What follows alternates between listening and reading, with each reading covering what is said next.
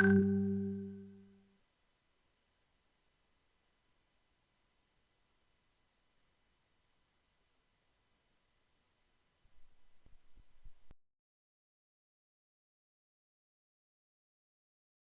2, 1, 2.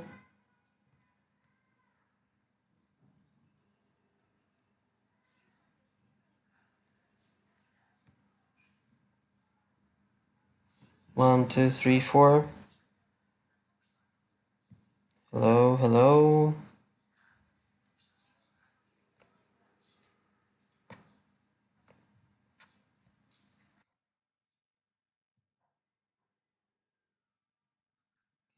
Can you hear me? Can you hear me?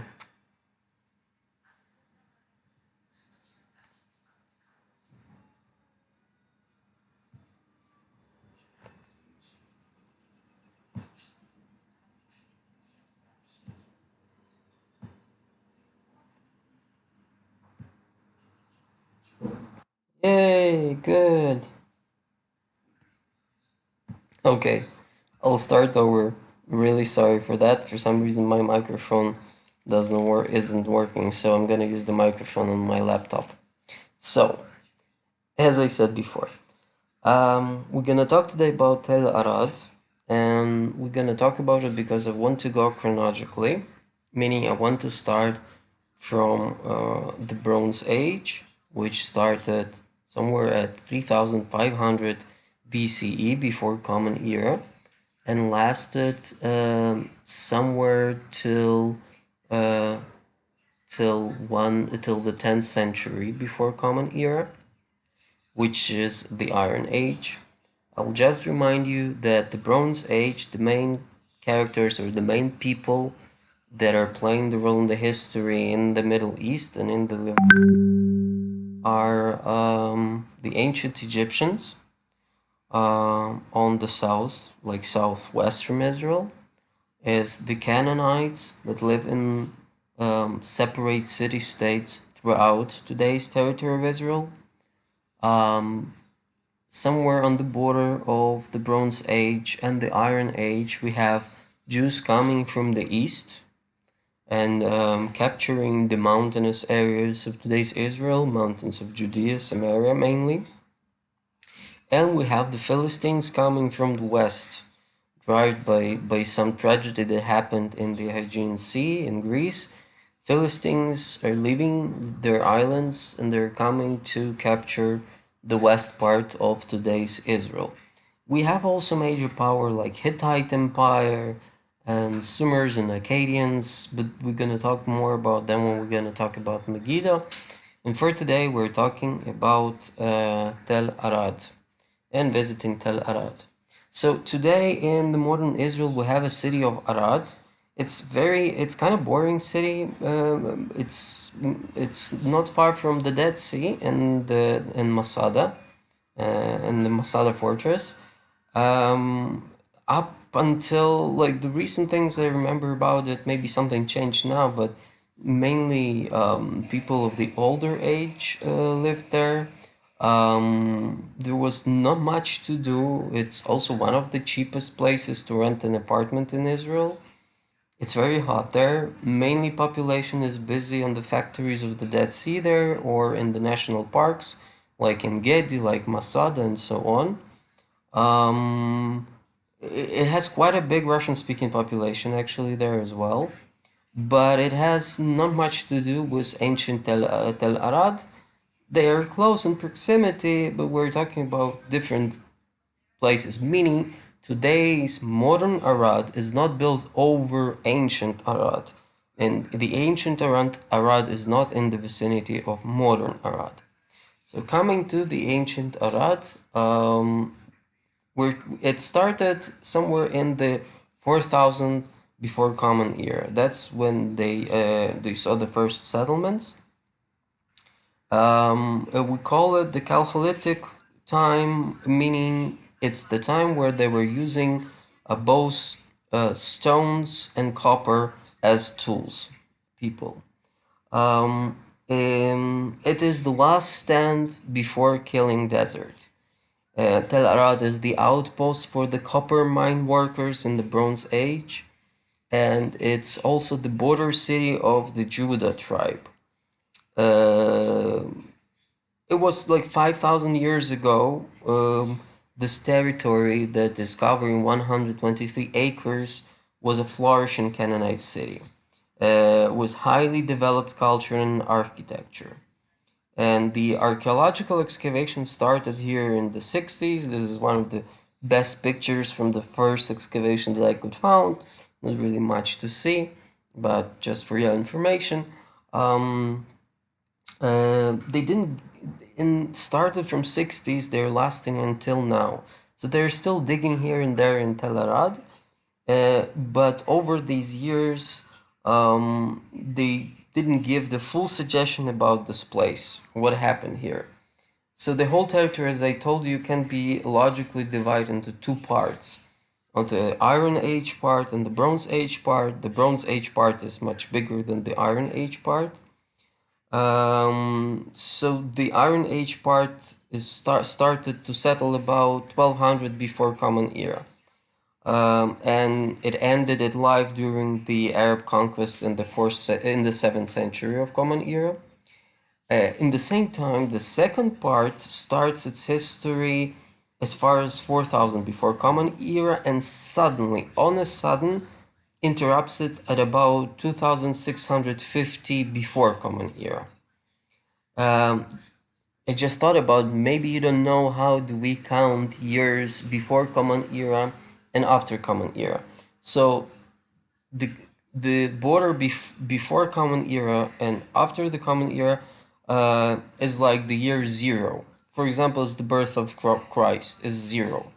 So if I'm saying it started from 4000 before Common Era and ended 2660 before Common Era, it means when I go forward in time, I go less in numbers.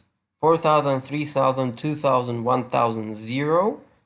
And then starts the Common Era and I go up in numbers. You probably know it, but just in case if you didn't know it, that's how we go. So the town wasn't destroyed or burned at all. The picture on the side is more than puzzling, and everything points in conclusion that all the population of Tel Arad, of ancient Arad, just disappeared at once, leaving all their belongings, didn't take anything.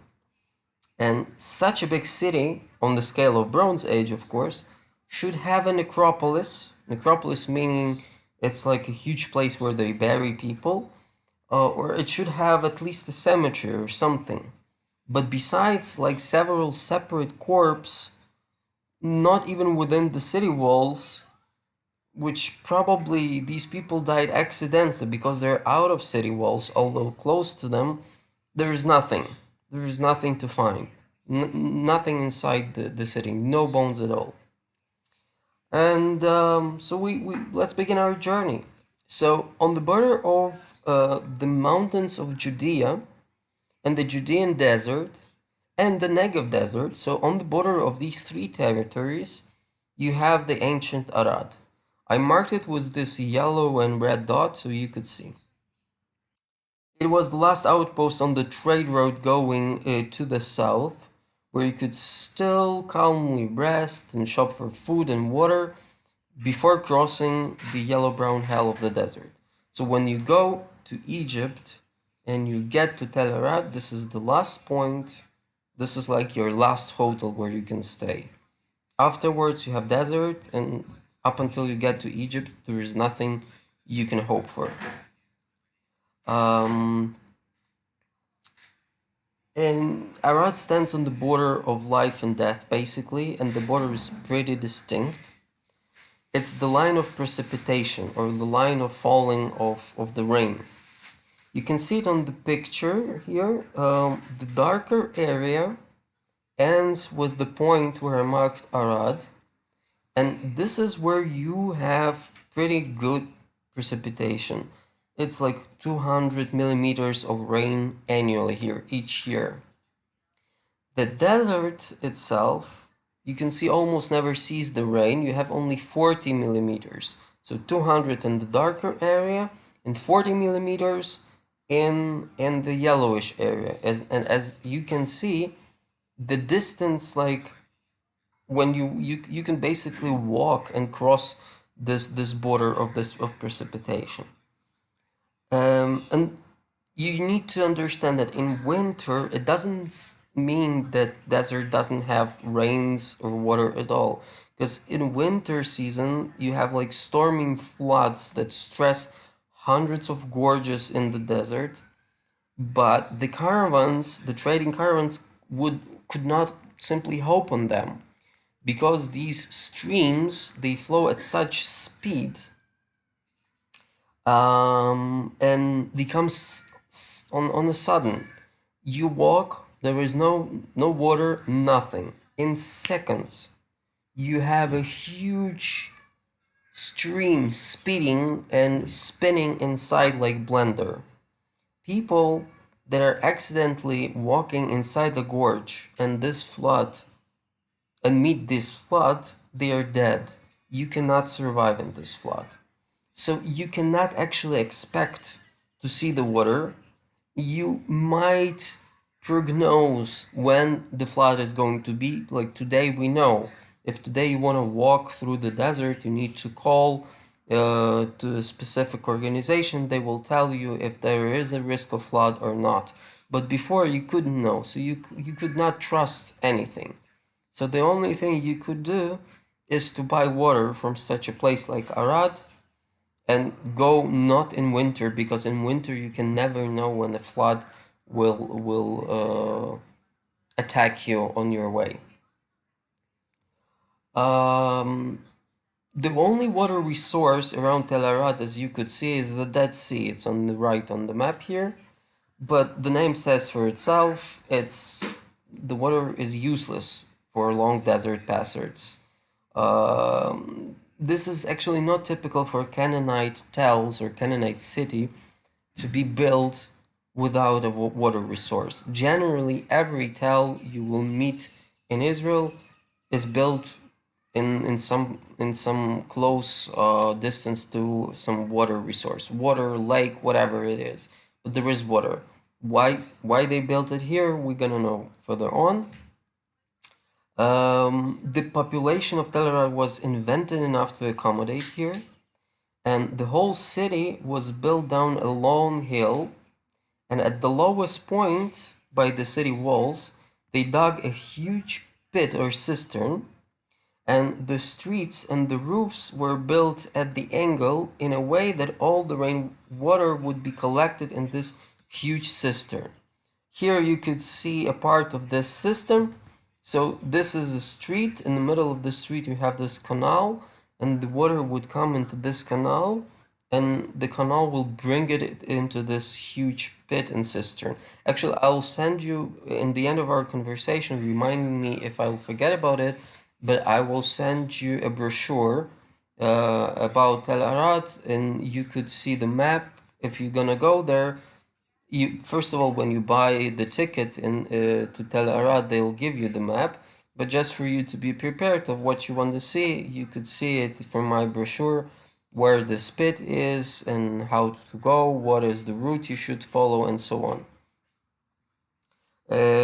So the citizen lived from rain to rain, and as soon as the rain would start, probably everybody would grab all they could to gather water falling from the sky as quickly as they could.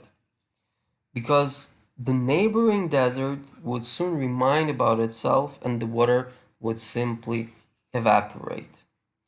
The water gathered in the cistern was swiftly transferred into jars, and in these jars people would carry it to their houses, and this way the water would be saved. The water was the main precious here, and the population probably had a major part of their income from trading it to caravans passing by.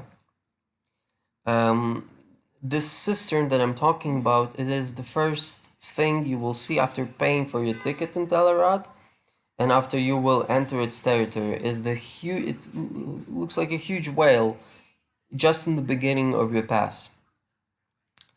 Tel Tel Arad was useful for traders and for its population, not only because of its water.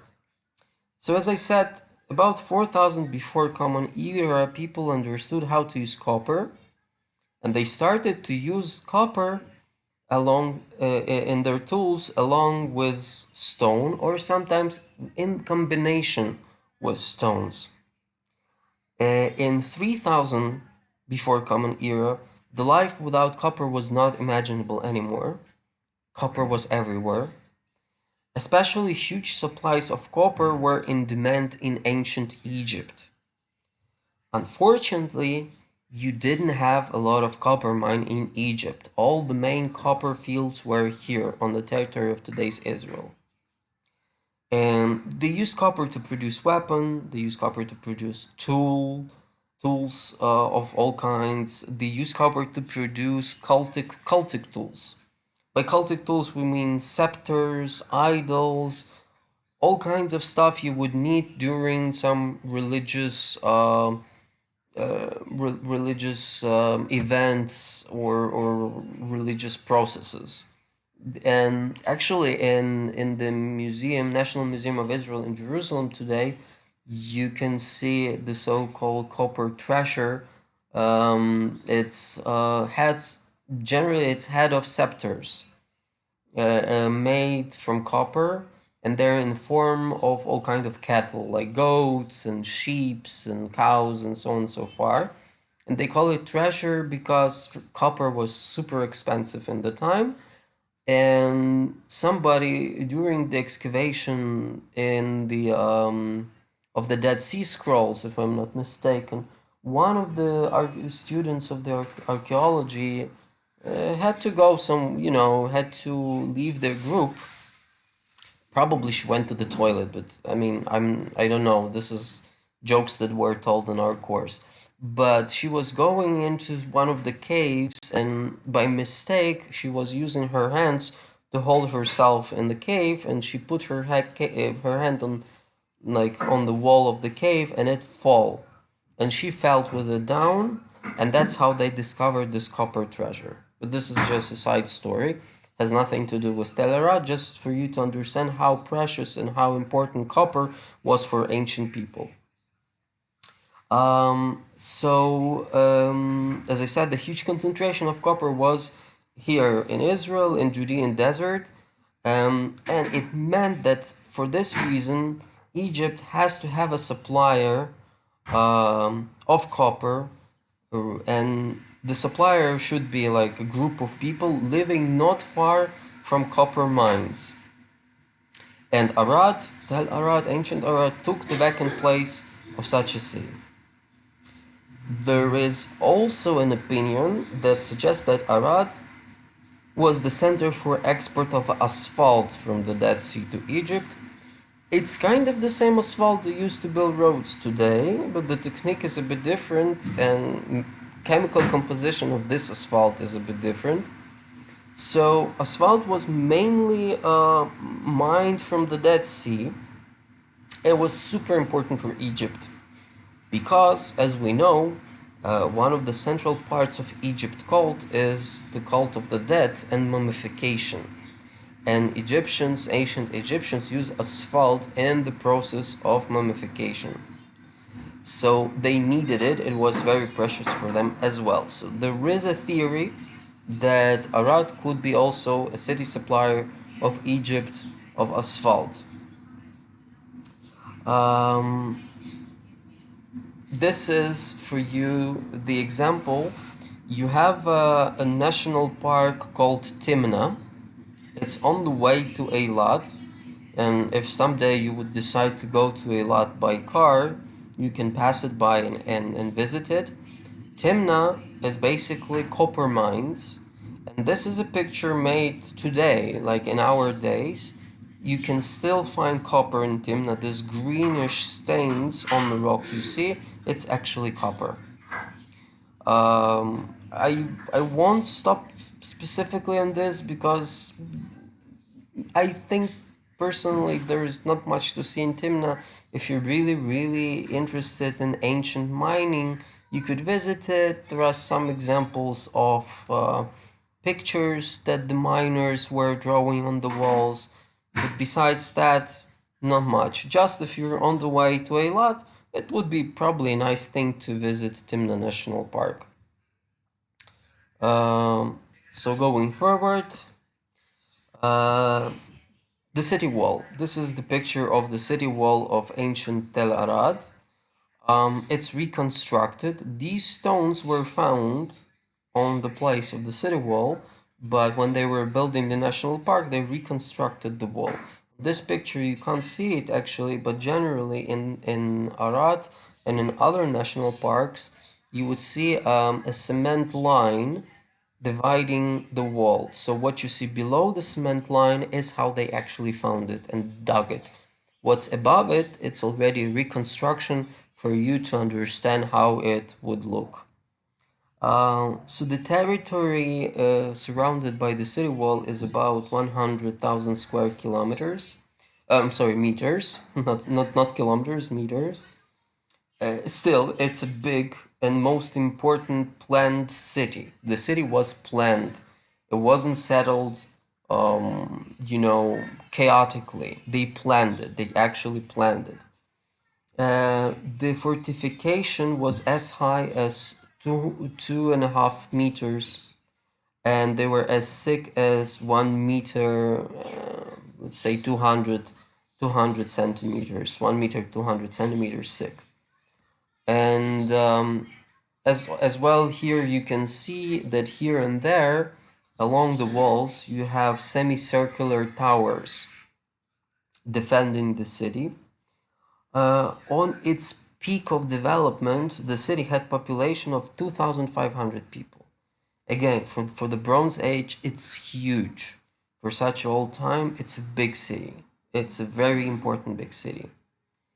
It had also city blocks that were divided by narrow streets. Another characteristic feature of Arad is its houses. And they are original only for Tel Arad. Although this is a Canaanite city, in other Canaanite city you wouldn't have such houses.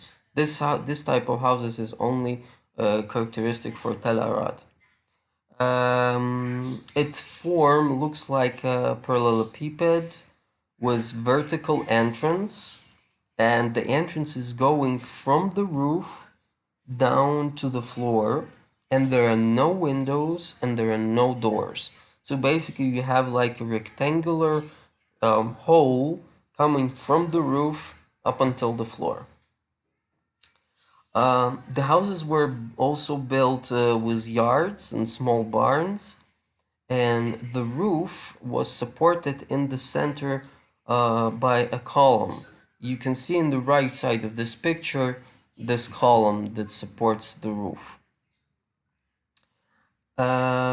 Besides trading with Egypt and providing rest for the travelers, the population also tried to develop agriculture and cattle farming, which should have been very complicated, hence the harsh conditions of the desert. The remaining of houses are still there. You can visit them. So, for example, this is the remaining of the Arad house. Of course, it was much taller. The roof that you see here is for the tourists, because basically there's nowhere to save from the sun if you visit Tel Arad. So these kinds of